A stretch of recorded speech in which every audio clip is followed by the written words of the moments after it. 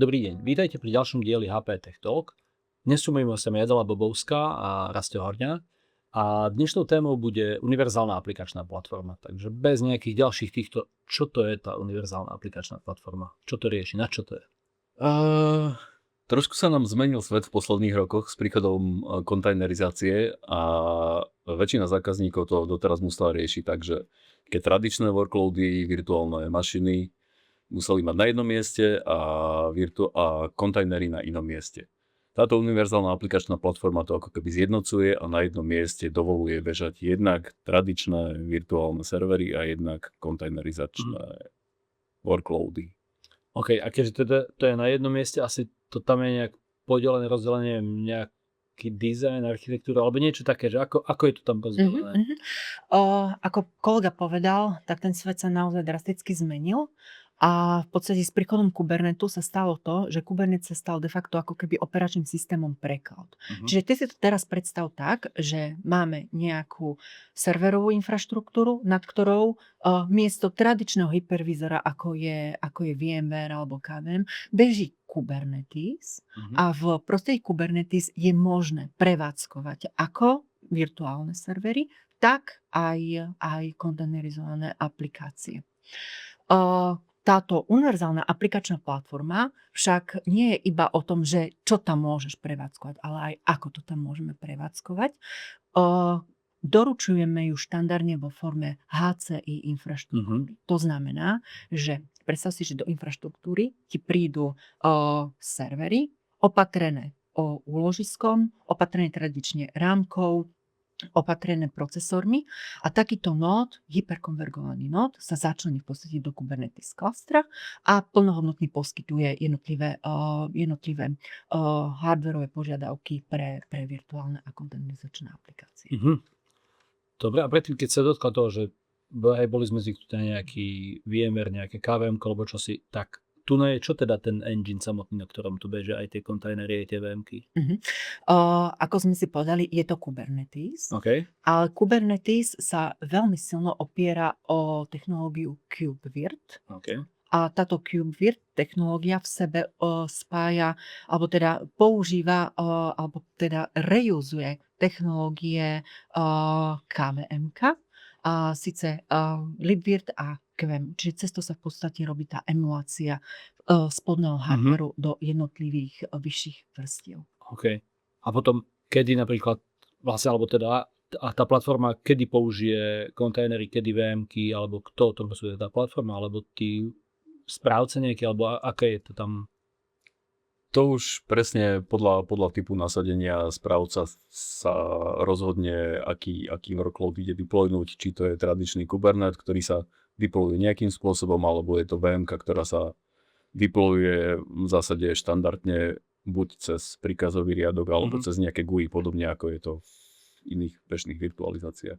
OK, a teda obrazujeme, do tých VMiek by si zákazník dával nejaké tie legacy veci, ktoré sú zvyknuté na to, že OK, ja tu mám na takom OS s takýmito ovládačmi, nastaveniami, neviem čo. A do kontajnerov by dával už iba nejaké, buď rovno aplikácie, alebo nejaké čo, mikroservisy. Presne tak, Mirko, veľmi dobre si to pomenoval, pretože nie každý zákazník je pripravený prevádzkovať všetky svoje aplikácie v móde Cloud Native. To znamená, že nemajú všetci aplikácie pripravené, aby bežali v kontajneroch. A ak teda potrebujeme bežať tieto moderné aplikácie plus tradičné, ako si to veľmi dobre popísal, legacy aplikácie na jednej platforme, tak toto je veľmi dobré riešenie. Hej? Lebo máš ako keby jednotnú centrálnu správu, cez čo vieš pristupovať k celej tej platforme. Vieme tam riadiť prístupy, integrovať sa s Active Directory alebo s inými zdrojmi identít a vytvoriť takéto multitenantné prostredie. Multitenantné priamo samoobslužné prostredie, by som povedala, kedy tvojim jednotlivým tímom v podstate len sprístupníš buď webové rozhranie, alebo kto má radšej command line, tak API rozhranie tejto platformy a daný človek si už cez to narába ako potrebuje. Hej? Jasne. Dobre. A ešte napríklad, neviem, čo sa týka výkonu, alebo také, čo by mi napadli bezprostredne, vieš, nejaké výkon, alebo úložisko, ako sa tam rieši. či sú napríklad toto rozhodovacie kritéria, či tam napríklad viem pridať aj iné úložisko, ako iba to, čo na tých neviem, s týmto. Ako Adela už povedala, tak sa to dodáva ako HCI platforma, takže štandardne úložisko sa rieši ako softwarovo definované na lokálnych diskoch tých serverov a toto softwarovo definované úložisko už rieši všetko potrebné, čo sa týka storageu, to znamená nejakú high availability a replikáciu a podobné veci. OK, takže to je v tom proste všetko, v tej UAP už je toto, že nemusím sa ešte zapodievať tým, že diskové pole si niekde nejak... Ja si ešte dovolím, Paťa, doplniť. Čiže, ako bolo povedané, každý nód je opatrený sériou diskov. Je však možné taký setup, že tieto disky možné týrovať. Hej? Čiže vieš si vyrobiť týr z nejakých veľmi rýchlych NVMe diskov, potom vieme do servera vložiť pomalšie disky a na úrovni toho softwarovo definovaného úložiska definovať týr pre business critical aplikácie, pre aplikácie, ktoré požadujú povedzme menšie I/O. A v podstate to softwarovo definované úložisko je ako keby plnohodnotný storage v tom zmysle, že to má pekný command lineový aj grafický interfejs, cez ktorý je možné riadiť vytváranie snapshotov, jednotlivých PVCčok alebo volumov virtuálnych mašín, vytvárať backupy, ale pozor, toto sú backupy v zmysle crash konzistentné backupy, tak ako sme na tom zvyknutí z platformy VMware. Vytvárať disaster recovery volumy. Hej. Predstav si, že v podstate máš dve univerzálne aplikačné platformy, každá je v inom z dátových centier a teraz nejakým spôsobom potrebuješ riešiť disaster recovery a tvoje aplikácie samozrejme používajú persistentné volumy. Tak v podstate cez koncept disaster recovery volumov sa volumy z jednej platformy vyexportujú na NFS alebo S3 objektové úložisko a druhá platforma si to ošahá a naimportuje si v podstate tieto volumy. Hej? Čiže v prípade nejakej havárie máme ako keby zastrešené tú dátovú vrstvu a máme zastrešený DR na úrovni tohto diskového pola. Alebo teda tohto software definovaného úložiska. Dobre, a s tým ešte teraz napadlo, keď som popisovala. A tá sieťová vrstva medzi týmito vecami je súčasťou tej univerzálnej aplikačnej platformy, alebo to je obrazne jedno, aké to bude transparent? Neviem. Áno, je to súčasť a je to samozrejme kvôli rôznym veciam, aj najmä kvôli security rozdelené do viacerých samozrejme sietí. To znamená, management celej tej platformy funguje na jednom type siete, na nejakej managementovej vrstve. Potom to softwarovo definované úložisko funguje na inej sieti, to znamená, to môže byť iná veľa, na úplne iná sieť, aby to bolo oddelené jedna kvôli security, jedna kvôli performanceu a potom samotné tie workloady, či už VM-ky alebo tie kontajnery môžu bežať po rôznych VLANách, ktoré už definuje zákazník. A to je celé vlastne obrazovanie. Keby si zákazník, ti povedal, že chcem 2 kusy UAP do 2 sajtov svojich, tak vy mu budete povedať, že super, tak toto je bill of material, ktorý si potrebuješ a čo teraz? Prídeme mu to my nastaviť, alebo on si to sám dostane nejakú stavebnicu a návod, alebo ako to potom? Z našej skúsenosti, naši zákazníci sa veľmi radi učia. Čiže v štandardnom setupe by sme to celé urobili my, ale keďže máme učenie chtivých zákazníkov, tak to robíme spolu s nimi. Okay. Čiže ich onboardujeme do celého toho procesu, aby videli, odkrývame v podstate karty, aby videli, ako sa to inštaluje a čo ich čaká potom pri údržbe.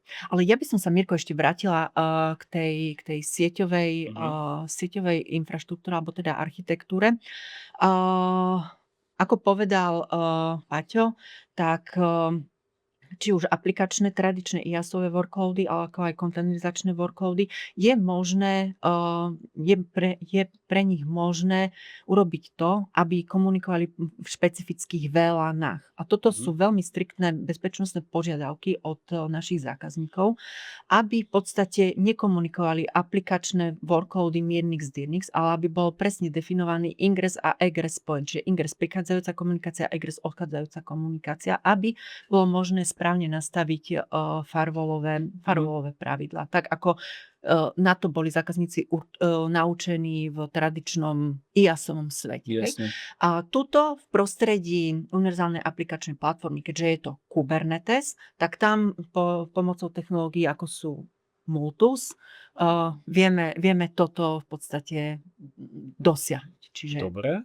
A keď si toto napríklad, tieto veci si zákazník potom, ak to my spolu s ním nasadíme, hej, aby si to aj ochytal a niečo naučil, spravuje sám niektoré z týchto vecí? Áno, snáď. Ešte to vieš, prípadne troubleshootuje to sám, alebo je to v zmysle, že tu nám máš pekný black box a keď si niečo pokazí, zavolaj Adele a ona ti povie, čo máš stlačiť. Odpoveď je celkom jednoduchá. BBBB. My v podstate sa snažíme pokryť starostlivosť, minimálne L1 starostlivosť, tieto riešenia pomocou našich AMPS služieb, Adversary and Professional služieb, v rámci ktorých poskytujeme teda túto starostlivosť a consulting o toto portfólio. Ba čo viac, nie len teda starostlivosť o tú univerzálnu platformu ako takú, ale robíme ako keby aj taký bridge medzi devovými tímami a opsovými tímami. Pretože devopsáci často prídu, potrebujeme nasadiť toto a toto. Oni si perfektne urobia svoju prácu, ale občas im treba pomôcť tým, aby napasovali tú svoju aplikáciu, to svoje riešenie na túto univerzálnu aplikačnú platformu. A práve túto s takým tzv. Onboardingom pomáhame cez teda spomínané AMPS služby. Super. Dobre. A povedzme, ešte tiež, a ten zákazník samotný má tam, tak nazvem, že admin práve, vie sa do toho prihlásiť, pozrieť si nejaké logy a sám si niečo aj troubleshootovať, keby chcel, ak by to bolo v jeho? Okay. Určite je to tak. Ja by som tu, prepáč, ešte možno spomenul, že ako keby sme nespomenuli, že to skladá z troch takých nejakých ako keby základných vrstiev. Jedna je tá manažmentová, cez čo prebieha celý manažment tej celej platformy. Druhá je tá samotná virtualizácia, ktorá zabezpečuje chod tých jednak virtualizačných workloadov a jednak kontajnerizačných. A samozrejme tretia časť je nejaká obslužná platforma, kde sa zbierajú nejaké metriky, logy, všetky dáta z tejto aplikačnej platformy. Čiže zákazník jednak samozrejme má admin práva do toho manažmentu. Tam jednak cez rôzne prideľovanie rolí, to vie byť multitenantné, to vie prideľovať rôzne role rôznym tenantom alebo nejakým tímom a jednak sa tam vedia pozerať aj troubleshootovať na všetky tie logy, dáta, metriky, performance a podobne. Dobre, čo ešte také, a napríklad ty si tam načala to zálohovanie, že tu nejaké backupy v tom sú, vieme to pripojiť na nejaký alebo celkovo akože, ako to je v zálohovaní? Že jedna vec je, keď to crashne, ale či sú nejaké... Jasné. Z mojej skúsenosti zálohovanie byla dosť obskúrnou témou. A v prostredí Kubernetes a v prostredí univerzálnej aplikačnej platformy to môže. Takže ako sme si povedali, platforma sama o sebe prichádza s predintegrovaným zálohovacím frameworkom, cez ktorý je možné definovať zálohovanie virtuálnych serverov aj persistentných volumov pre kontejnerizované statefulové workloady. Čo tu však treba povedať, počiarov malými písmenami je však napísané, že tieto backupy sú crash konzistentné. To znamená, nevieme zaručiť týmto spôsobom aplikačnú konzistenciu. Tento problém, alebo táto výzva je samozrejme riešiteľná, ale tuto už musí prísť na scénu komerčný softvér, ktorý práve má integráciu na celú tú univerzálnu aplikačnú platformu. Najlepšie skúsenosti máme, ak sa bavíme o komerčných nástrojoch, tak je to Kasten od Vimu, ale potom open sourceový nástroj ako Velero. Super. Ktoré vlastne vedia potom urobiť aj tú aplikačne konzistentnú zálohu. Alebo ešte tretia možnosť je taká, že množstvo softwarových vendorov dneska vníma to, že je tu nejaký prechod z tradičného IaaS svetu do kontejnerizovaného svetu a zoberme si, že už taký Postgres dokáže pekne bežať v kontajneroch. Len ten Postgres si nebastlíme len tak, že tu kontajnerik, tam kontajnerik, ale pekne sa to nasadzuje cez operátor, ktorý v podstate, cez ktorý je možné zadefinovať veľkosť toho klastra a aj zálohy. Hej? Čiže už samotná tá kontejnerizovaná aplikácia má framework, ktorým sa vie ona sama odzálohovať. Čiže tuto musíme v podstate vybuildovať ten backup z týchto 3 ingrediencií a pozrieť sa na to tak koncepčne. A ešte úplne tak asi na záver otázka, že dobre, povedzme, že toto by niekoho zaujalo, hej, z vás. Ako začať? Komu sa má ozvať? Čo preto spraviť? Je to niečo, čo sa dá teraz, že zavolá nám a zákazník povie, to chcem? Začať sa dá v niekoľkých krokoch.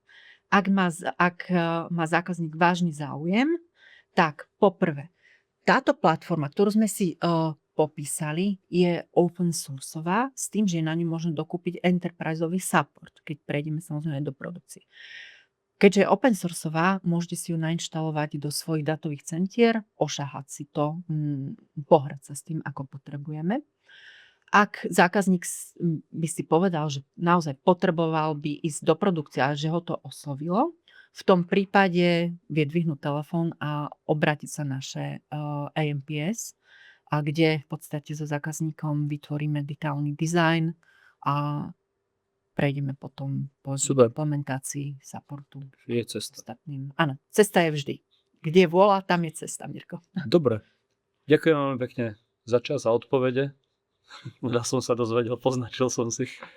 Ďakujeme vám za pozornosť a dovidenia pri nejakej ďalšej časti. Ďakujeme, dovidenia. Ďakujem.